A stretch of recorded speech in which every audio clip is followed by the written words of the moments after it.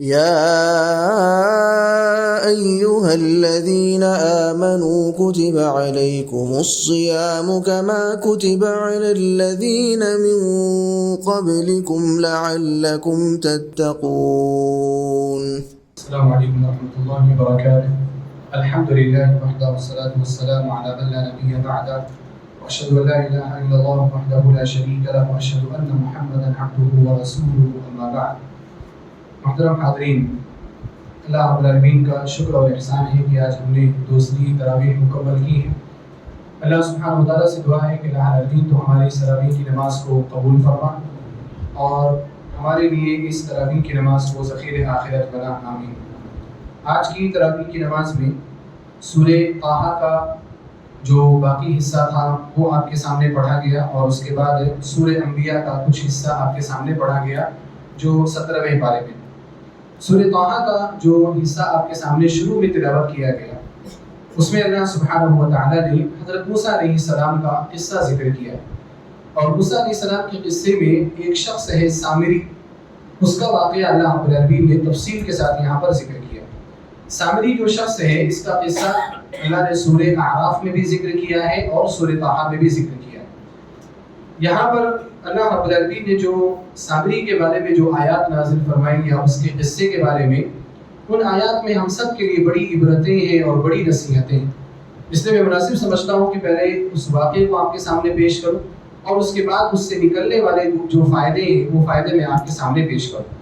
اصل میں جب بنی اسرائیل مصر میں رہا کرتے تھے فرعون کی غلامی کے تحت، تو اس وقت انہوں نے فرعون کے خاندان، جس خاندان کو قبطی خاندان کہا جاتا تھا، اس خاندان کے لوگوں سے انہوں نے زیورات ادھار لیے تھے، سونے ادھار لیے تھے، سونا گولڈ. وہ لوگ ادھار لیتے رہتے تھے، ایک ساتھ رہا کرتے تھے. تو بنی اسرائیل کے لوگوں نے بہت سارا سونا لیا تھا، کس سے؟ قبطیوں سے، جو فرعون کے خاندان کے لوگ تھے. جب اللہ رب العالمین نے حضرت موسیٰ علیہ السلام کو بنی اسرائیل کو راتوں رات نکل جانے کا حکم دیا تو ظاہر سی بات ہے کہ وہ سونا لوٹایا نہیں جا سکتا تھا، کیونکہ لوٹانے میں راز فاش ہوتا کہ سارے لوگ سونا لوٹانے آ رہے. بات کیا ہے؟ تو جو بنی اسرائیل جن کے پاس سونا تھا قبطیوں سے لیا ہوا، وہ سونا لے کر کے اپنے ساتھ نکلے. اب اسی سونے کو ساتھ لے کر کے وہ گھوم رہے تھے اور وہاں میدان تیہ میں جب پہنچے، یعنی جہاں پر 40 سال تھے اور 40 سال تک اس میدان سے نکل نہیں پائے تھے، تو وہاں پر بہت سارے واقعات ہوئے. ان واقعات میں ایک واقعہ یہ ہوا کہ جو سونا وہ لوگ قبطیوں سے لے کر کے آئے تھے، ان لوگوں کی یہاں پر غیرت ایمانی جاتی اور انہوں نے کہا کہ ہم جو سونا لے کر کے آئے ہیں وہ عاریتاً لے کر کے آئے تھے، ادھار لے کر کے آئے تھے اور ہم ان سونوں کا استعمال نہیں کر سکتے، لہذا ہم ایک کام کریں گے کہ ان تمام سونوں کو ضائع کر دیں. چنانچہ ان لوگوں نے پوری میٹنگ کر کے اور پورا رائے پاس کر کے اس نتیجے پر وہ سارے لوگ پہنچے کہ ایک گڑھا کھودا جائے اور اس گڑھے میں جتنا بھی سونا جس کے پاس بھی ہے قبطیوں سے لیا ہوا، وہ پورا سونا وہاں پر ڈال کر کے اس کو آگ لگا کر کے اس کو ختم کر دیا جائے. چنانچہ یہ رائے پاس ہوئی اور یہی کیا گیا. جتنے لوگوں کے پاس سونا تھا انہوں نے جمع کیا اور گڑھے میں اس کو ڈال کر کے اس میں آگ لگا دی. سامری جو شخص تھا، یہ سامری شخص کے بارے میں بہت سارے مختلف اقوال ہیں. ایک قول یہ ہے کہ یہ ان لوگوں میں سے تھا جو بچڑے کی پوجا کیا کرتے تھے. یعنی مصر میں قبطیوں کے علاوہ بنی اسرائیل کے علاوہ کچھ اور لوگ بھی تھے جو الگ الگ چیزوں کی پوجا کرتے تھے. سامری اس قوم سے تھا جو بچڑے کی عبادت کیا کرتے تھے. گائے کا جو بچہ ہوتا ہے اس کا مجسمہ بنا کر کے یہ لوگ اس کو معبود مانتے تھے اور اسی کو پوجتے تھے. سامری اسی قوم سے تھا. جب بنی اسرائیل مصر سے نکل کر کے بھاگ رہے تھے تو یہ سامری بھی انہی کے ساتھ ہو گیا. بظاہر وہ مسلمان نہیں تھا اور بنی اسرائیل میں سے بھی نہیں تھا، لیکن وہ ان کے ساتھ ہو گیا. جب ساتھ آیا تو اس کو ایکسیپٹ کر لیا گیا، اس کو ساتھ میں رکھا گیا. لیکن یہ آدمی بعد میں چل کر کے ان لوگوں کے لیے بڑا خطرناک بنا. اس نے کیا کیا؟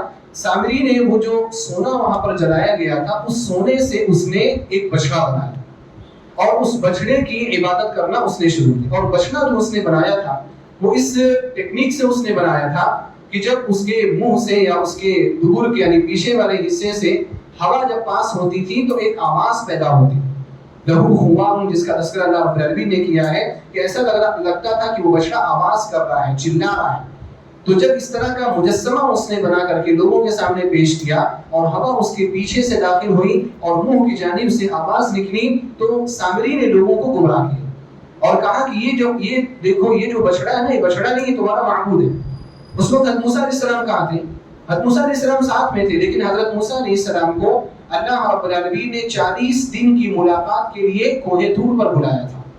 طور پہاڑی پر حضرت موسیٰ علیہ السلام اللہ رب العالمین سے ملاقات کرنے کے لیے گئے تھے، جہاں پر اللہ رب العالمین نے حضرت موسیٰ علیہ السلام کو توریت کی تختیاں بھی دی تھی، جن کو الواح کہا گیا ہے قرآن کریم میں. وہ الواح بھی وہاں پر ملے تھے، اور اللہ رب العالمین سے 40 دن کی ملاقات تھی.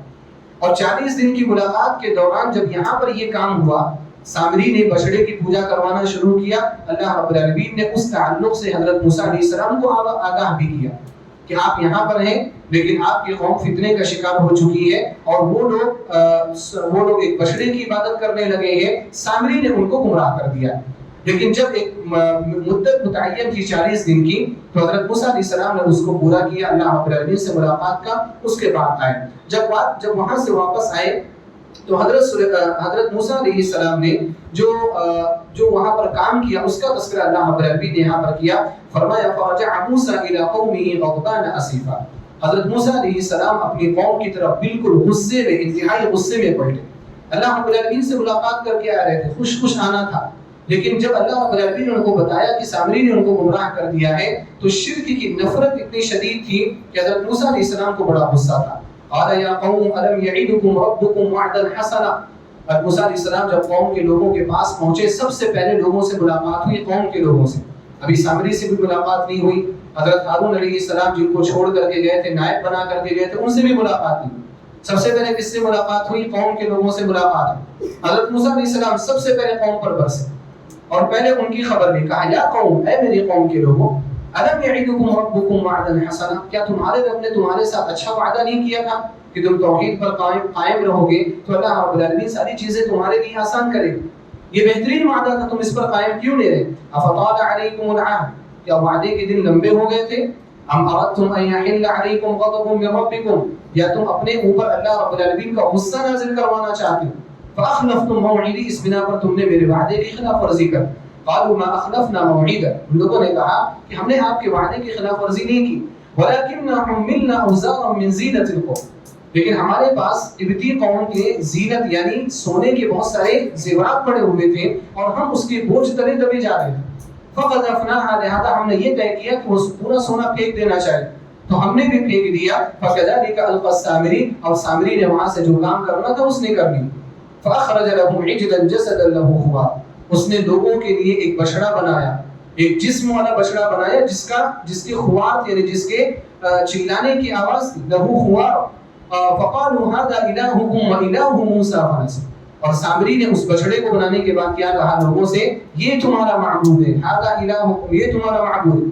اور صرف اس نے اس پر اکتفا نہیں کیا، اس نے کہا وَإِلَهُ مُوسَى. یہی موسیٰ کا بھی معبود ہے. استغفر اللہ. کیسے گمراہ کرتے ہیں لوگ.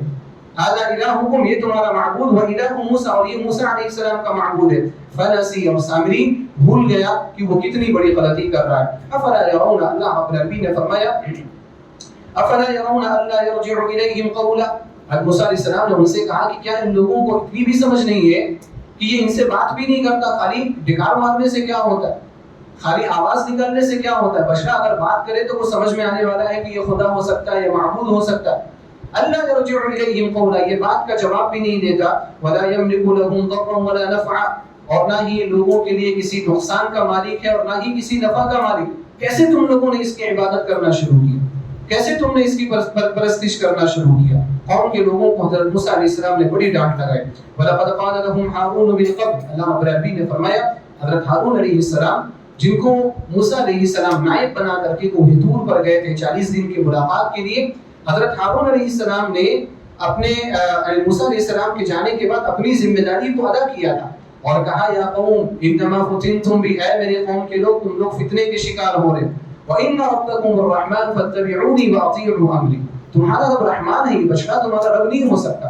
فَاتَّبِعُونِي. لہذا میری بات مانو، میرے حکم کی اطاعت کرو. یہ بچڑا تمہارا معبود نہیں ہو سکتا.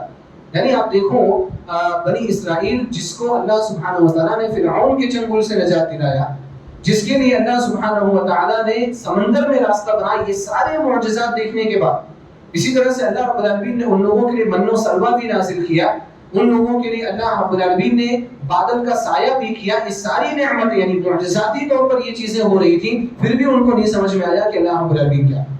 ایک بچڑے کو بنا کر کے اس کی عبادت کرنے لگے، کوئی گمراہ کر رہا ہے اس کی گمراہی کا شکار ہو۔ موسیٰ علیہ السلام نے یہی کہا کہ یہ تمہارا معبود نہیں ہو سکتا، میری بات مانو، میرے حکم کی خلاف ورزی مت کرو۔ قالوا، لیکن ان لوگوں نے کیا کہا تھا اس وقت، لن نبرح علیہ عاکفین، نہیں ہم تو اس کی عبادت نہیں چھوڑیں گے، ہم اس کی مجاوری کرتے رہیں گے، اس کا اعتکاف کرتے رہیں گے، کب تک؟ حتی یرجع الینا موسیٰ، یہاں تک کہ موسیٰ علیہ السلام ہمارے پاس پلٹ کر کے آئے۔ موسیٰ علیہ السلام پلٹ کر کے آ کر کے کہیں گے یہ تمہارا معبود نہیں تو ہم مان جائیں۔ یعنی حضرت ہارون علیہ السلام کی کوئی حیثیت نہیں۔ کیا حضرت ہارون علیہ السلام کو اللہ رب العالمین نے نبی نہیں بنایا تھا؟ حضرت ہارون علیہ السلام کے بارے میں دعا کی تھی کہ اے اللہ تو میرے بھائی کو میرے ساتھ نبی بنا دے، تاکہ میرا بھائی میرے لیے ممد اور معاون ثابت ہو سکے، میری ہیلپ کر سکے۔ اور ان لوگوں کو بھی معلوم تھا، بنو اسرائیل کو بھی، کہ حضرت ہارون علیہ السلام بھی نبی، لیکن جب لوگ بات نہیں مانتے نا پھر کسی کی بات نہیں مانتے۔ تو انہوں نے حضرت ہارون علیہ السلام سے کیا کہا، جب موسیٰ علیہ السلام آئیں گے جب دیکھ لیں گے، ابھی تو ہم اس کی عبادت کرتے رہیں گے۔ قال یا ہارون، حضرت موسیٰ علیہ السلام نے پہلے قوم کے لوگوں کی خبر لی، پھر اس کے بعد حضرت ہارون علیہ السلام کی بھی خبر لی۔ حضرت ہارون علیہ السلام پر بھی غصہ ہوئے۔ اور اس سے پہلے میں یہ ذکر کرنا چاہتا ہوں کہ جب موسیٰ علیہ السلام قوم کے لوگوں کے پاس آئے تو اس وقت مارے غصے کی جو توریت کی تختیاں تھیں، سورہ اعراف میں اس کا تذکرہ ہے، انہوں نے وہ توریت کی تختیاں بھی نہیں، وَأَلْقَى الْأَلْوَاحَ، غصے کے مارے انہوں نے تختیوں کو سائڈ کیا، حالانکہ اس میں اللہ سبحانہ وتعالیٰ کا کلام لکھا ہوا تھا۔ تو وہ جو آپ نے تختیوں کو سائڈ کیا وہ ان کے شان میں تنقیص کرتے ہوئے نہیں، بلکہ غصہ اتنا تھا حضرت موسیٰ علیہ السلام کو کہ انہوں نے تختیوں کو الگ سے رکھ دیا۔ پھر اس کے بعد انہوں نے اس کو اٹھایا اور کہا کہ اس میں تو ہدایت ہے اور اس میں رحمت ہے ہمارے لیے۔ ہارون علیہ السلام کو کیا کہا، قال یا ہارون، اے ہارون، ما منعك اذ رأيتهم ضلوا الا تتبعني، آپ نے جب دیکھا کہ لوگ گمراہ ہو رہے ہیں تو آپ میرے پاس کیوں نہیں آئے؟ دور پہاڑ کوئی زیادہ نہیں ہے، آپ میرے پاس آتے اور بتاتے کہ ایسا ایسا قوم کے لوگ کر رہے ہیں، اللہ تتبعن، کیوں آپ میرے پیچھے نہیں آئے؟ افعصیت امری، آپ بھی میرے حکم کی نافرمانی کر رہے ہیں۔ قال یا ابن ام لا تأخذ بلحیتی ولا برأسی، سورہ اعراف میں ہے کہ اللہ رب العالمین نے فرمایا کہ حضرت موسیٰ علیہ السلام یہ کہتے ہوئے مارے غصے میں آ کر کے اپنے بھائی حضرت ہارون علیہ السلام کی داڑھی پکڑی اور ان کے سر کے بال پکڑے اور کہا افعصیت امری، آپ نے بھی میرے حکم کی نافرمانی کی۔ حضرت ہارون علیہ السلام نے معذرت کی، کہا قال یا ابن ام، اے میری امی کے بیٹے، کہنے کو بھائی بھی کہہ سکتے تھے یا اخی بھی کہہ سکتے تھے کہ اے میرے بھائی، اے میرے بھائی نہیں کہا، کیا کہا، یا ابن ام، اے میرے امی کے بیٹے۔ مفسرین کہتے ہیں کہ حضرت ہارون علیہ السلام نے یہاں پر ماں کا لفظ جان بوجھ کر کے اس لیے ذکر کیا کیونکہ ماں کا جو لفظ ہے وہ محبت پیدا کرتا ہے، وہ نرمی پیدا کرتا ہے۔ یا اخی کہتے ہیں میرے بھائی تو اتنا اثر نہیں ہوتا، لیکن یہ ابن ام کہا کہ اے میری ماں کے بیٹے تو اس کا اثر ہوا، اور اس کی وجہ سے حضرت موسیٰ علیہ السلام کا غصہ ذرا ٹھنڈا بھی ہوا۔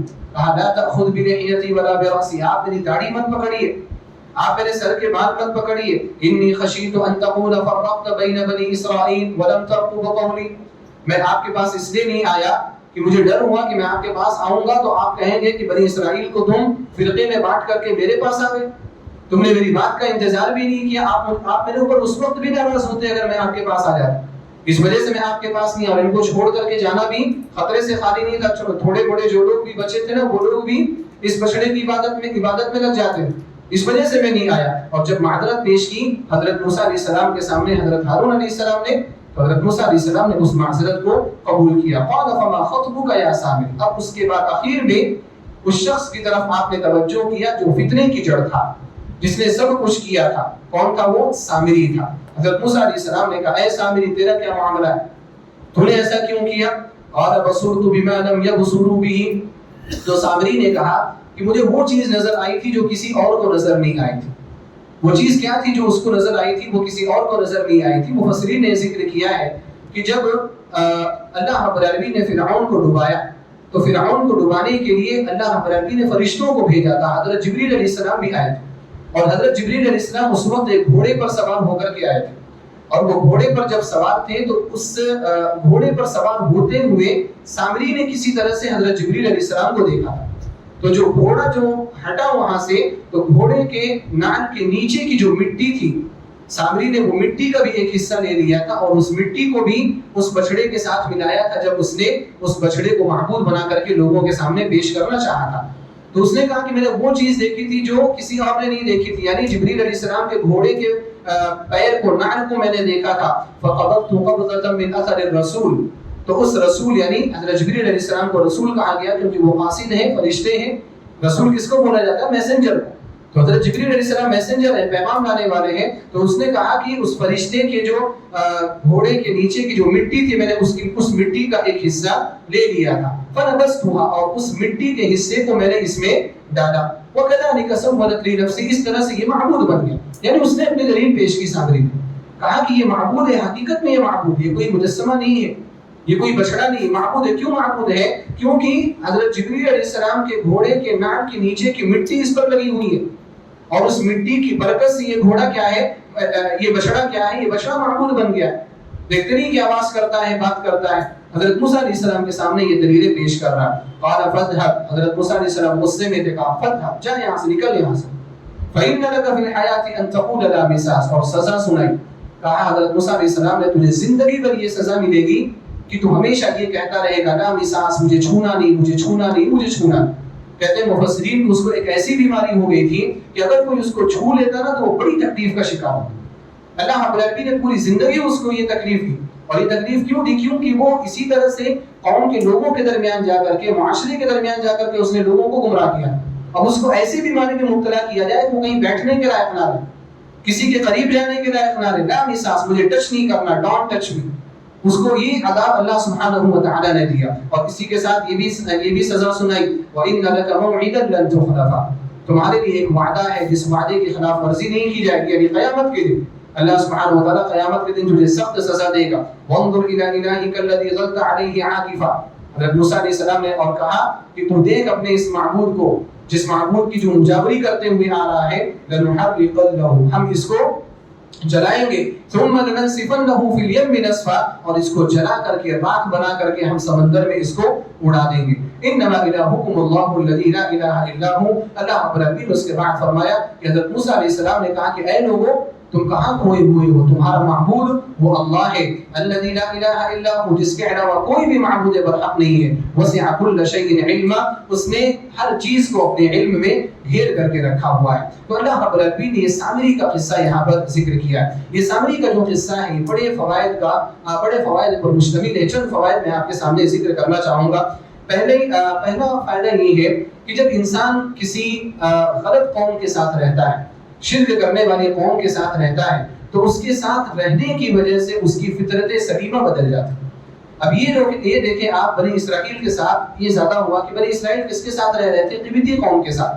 اس قوم کے ساتھ رہ رہے تھے جو ہر چیز کی پوجا کیا کرتی تھی، اللہ سبحانہ و تعالیٰ کو معبود ماننے کو تیار نہیں تھی. تو بنی اسرائیل کا حال یہ ہوا کہ ان لوگوں کی یہ جو دوسرے لوگوں کے ساتھ رہنے کی وجہ سے جو فطرت تھی وہ فطرت مسخ ہو. اب یہ لوگ توحید کا علم لینے کے باوجود، حضرت موسیٰ علیہ السلام سے ساری چیزیں سیکھنے کے باوجود، وقت کے حساب سے، موقع کے حساب سے یہ لوگ شرک کا مطالبہ کرتے تھے.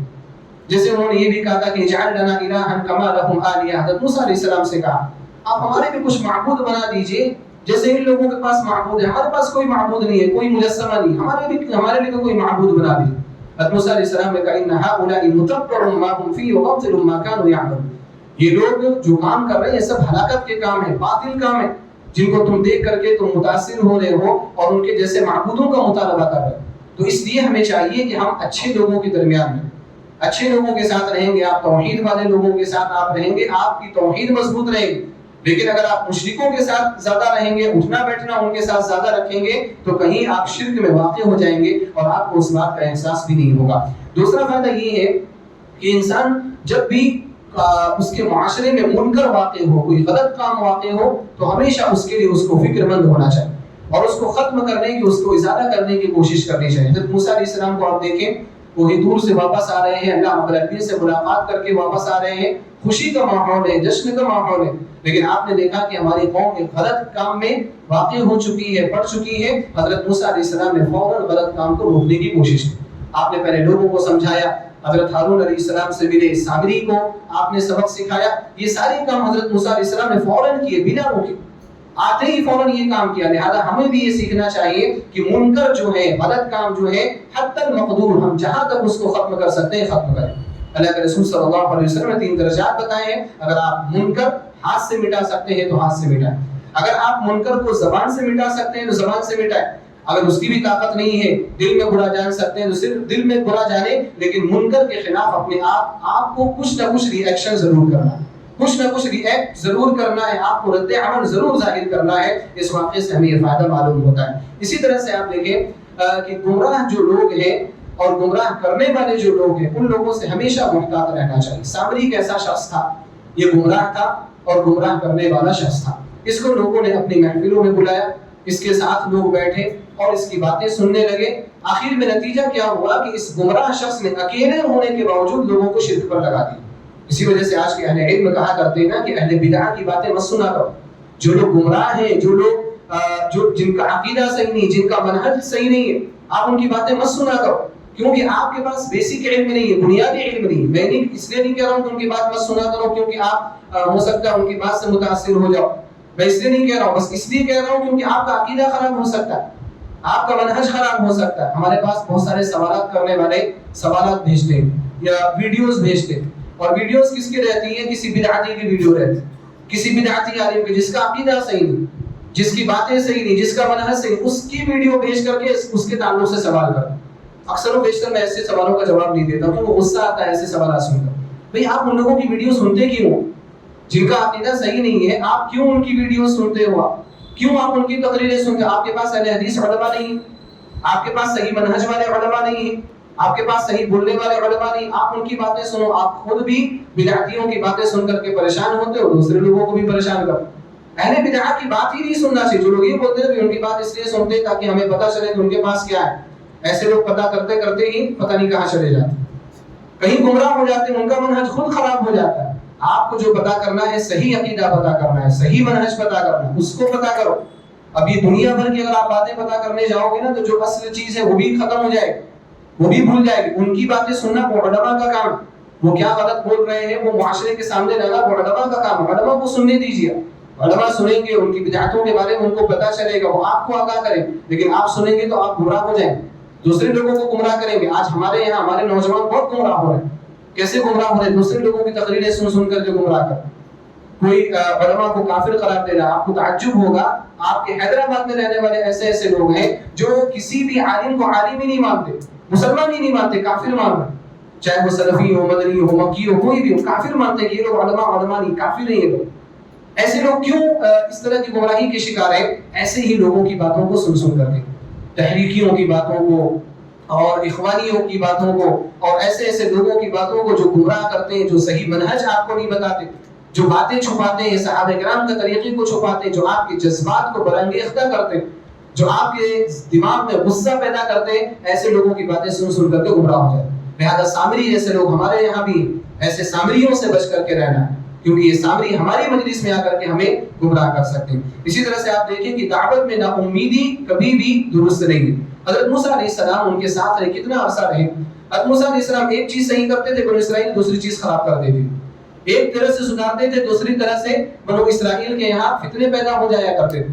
لیکن اس کے باوجود بھی حضرت موسیٰ علیہ السلام نا امید نہیں ہوئے، ان کے ساتھ اچھائی کا معاملہ کرتے چلے گئے، ان کو سمجھاتے چلے گئے. اتنا بڑا کام انہوں نے کیا تھا، ایک معبود بنا کر کے کھڑا کر دیا، بہت بڑا کام تھا. ہم ہوتے تو کہتے ہیں بھئی ایسی قوم، یہ سدھرنے والی قوم نہیں، میں الگ ہو جاتا ہوں، میں چھوڑ دیتا ہوں، میں چلا جاتا ہوں، ہم لوگ یہ بولتے. لیکن موسیٰ علیہ السلام کیا ان کے درمیان رہے اور ان کو سمجھایا. لہذا اگر ہم دعوت دے رہے ہیں تو ایسے لوگوں کے ساتھ رہ کر کے ہمیں دعوت دینا چاہیے اور کبھی بھی نا امید نہیں ہونا چاہیے. اسی طرح سے فوائد میں سے بہت سارے فوائد میں لکھ کر کے لایا تھا، لیکن میں چند ہی فوائد ذکر کرنا چاہوں گا. فوائد میں سے ایک اہم فائدہ یہ ہے کہ آپ دیکھیں کہ اگر آپ کے سامنے دو باتیں ہوں اور دونوں نقصان دہ، تو جو اس میں سے کم نقصان دہ بات ہو اس کو اختیار کرنا چاہیے. اسی کو کہتے ہیں کہ اذا تعارضت المفسدتان، اصول فقہ کا قاعدہ ہے کہ جب دو نقصان دہ چیزیں ایک ساتھ اکٹھی ہو جائیں اور دو میں سے ایک کام آپ کو کرنا ہے تو آپ دیکھو کہ اس میں سے جو کم نقصان دہ اس کو کرو. حضرت ہارون علیہ السلام کے واقعے سے اس کی دلیل ملتی ہے کہ ہارون علیہ السلام کے پاس دو آپشن تھے، یا تو موسیٰ علیہ السلام کے پاس جاتے اور ان کو بتاتے کہ قوم ایسا ایسا کر رہی، یا قوم کے اندر رہ کر کے جو بچے کچے لوگ تھے ان کو صحیح کرنے کی کوشش کرتے. یہاں پر سب سے اچھا طریقہ کیا تھا کہ قوم کے درمیان رہا جائے. موسیٰ علیہ السلام تو آ ہی جائیں، اور اگر ہارون علیہ السلام بھی نکل کر کے چلے جاتے تو پوری قوم کافر اور مشرک بن جاتی. لہذا حضرت ہارون علیہ السلام نے اس اصول پر عمل کیا اور جو اخف المفسدتین تھا، جو نقصان میں جو ہلکا والا نقصان تھا، حضرت ہارون علیہ السلام نے اس کو اختیار کیا. اسی طرح سے اس واقعے سے فائدہ یہ بھی معلوم ہوا کہ اگر آپ ذمہ دار ہیں، اگر آپ عالم ہیں اور اگر آپ رہبر ہیں قوم کے، تو آپ کو اپنے عدل میں فیصلہ کرتے ہوئے کبھی بھی قرابت داری کا یا رشتہ داری کا خیال نہیں رکھنا۔ اگر آپ فیصلہ کر رہے ہیں تو آپ فیصلہ حق کے مطابق کریں۔ حضرت موسیٰ علیہ السلام جب آئے تو انہوں نے صرف یہ نہیں کہ قوم کے لوگوں کو ڈانٹا، سامری کو ڈانٹا، حضرت ہارون علیہ السلام سے بھی سوال کیا، آپ نے ایسا کیوں کیا؟ آپ نے ایسا کیوں کیا؟ جب حضرت ہارون علیہ السلام نے اپنا عذر پیش کیا تو موسیٰ علیہ السلام نے غصہ نہیں کیا، لیکن اس سے پہلے غصہ کیا یا نہیں کیا؟ تو جب عدل کی بات ہو، ذمہ داری ادا کرنے کی بات ہو، تو کیا غیر اور کیا اپنا، وہاں پر کوئی فرق نہیں ہونا چاہیے۔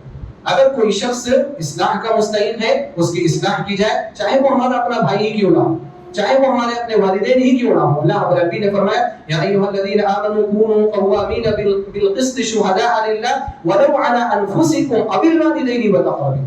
اے ایمان والو، ہمیشہ انصاف کی بات کیا کرو، چاہے انصاف کی بات تمہارے اپنوں کے خلاف کیوں نہ چلی جائے، تمہارے والدین کے خلاف، والاقربین تمہارے رشتہ داروں کے خلاف کیوں نہ چلی جائے۔ ذمہ داری کے وقت ہمیں اس چیز کا احساس رکھنا ہے۔ عمر بن خطاب رضی اللہ تعالیٰ عنہ جب خلیفہ بنے تھے، انہوں نے اپنے گھر کے لوگوں کو جمع کیا تھا اور جمع کر کے کہا تھا کہ دیکھو، اگر کوئی غلطی کرے گا تو میں اس کو سزا دوں گا ہی دوں گا، لیکن اگر تم میں سے کوئی غلطی کرے گا نا، میں ڈبل سزا دوں گا۔